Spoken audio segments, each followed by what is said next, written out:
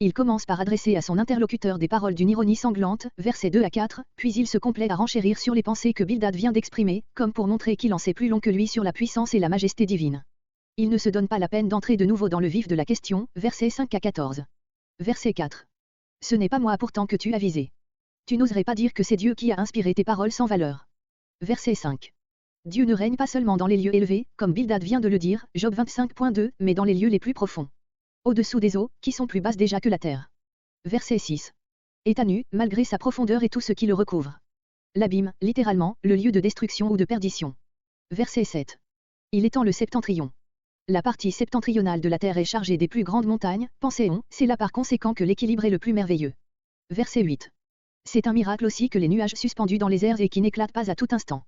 Verset 9. La face de son trône, le côté du trône qui est tourné vers la terre. Verset 10. La terre était, selon les anciens, un disque entouré d'une ceinture d'eau, sur laquelle reposait la voûte du ciel. Au-delà commençaient les ténèbres. Verset 11. Les colonnes des cieux, les hautes montagnes. Verset 12. Rahab, l'océan indompté.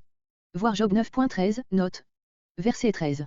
Le serpent fuyard, les comètes, ou bien la constellation du dragon qui était censée causer les éclipses en enveloppant les astres de ses replis. Verset 14. Ce sont là. Ce ne sont là que les bords.